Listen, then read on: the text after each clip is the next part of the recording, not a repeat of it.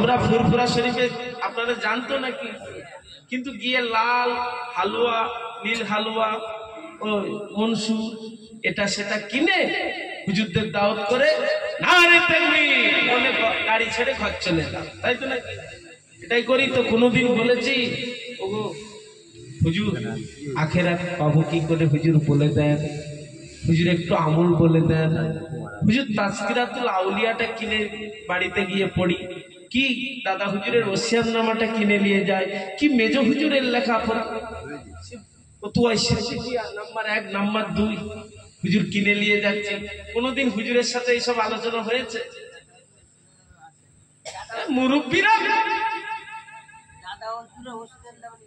আছে আলহামদুলিল্লাহ, কিন্তু সমাজে খবর নেন না।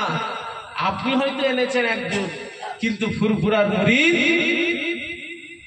দাবি করে, কিন্তু ওই তাকবীর দিয়ে হুজুরদের দাওয়াত দিয়ে চলে গেল। কোনোদিন হুজুরের সহবতে বসে বলল না যে হুজুর আখেরাত পাবো কি? আমরা শুনেছি এটা ওলি তৈরি করার কারখানা, নবীর দিদার পাওয়া যায়। হুজুর নবীর দিদার আমি পাবো কি করে? আমি ফুরফুরার মুরিদ একদিনও বললাম না, শুধু হুজুরদের দোষ দিচ্ছি। ফুরফুরা শরীফে আর কিচ্ছু নেই রে। কে বলল? কে সাহস দিল আপনাকে? ফুরফুরা শরীফে কিছু নেই? আরে মিয়া তুমি জানো ফুরফুরা শরীফে আমার আল্লাহ মধু ঢেলে দিয়েছে, মধু। যারা স্বাদ পেয়েছে তাদের কাছে গিয়ে গুনগুন করে গল্প করো। জি, যারা প্রকৃত মধু স্বাদ পেয়ে গেছে খবর নিয়ে দেখো সব জান্নাতি গোলাপ হয়ে শুয়ে আছে। জোরে বলুন সুবহানাল্লাহ। মুফতি আযম নেজলা হুজুর নিজে বলেছে, আমি আবু জাফর সিদ্দিকী ওরফে মেজ হুজুর পীর কেবলা রাহমাহুল্লাহ জানি, আমি মানি আমার আব্বার সিলসিলা কবুলতি সিলসিলা, এই সিলসিলা কোরআন হাদিসের নকশা করা সিলসিলা।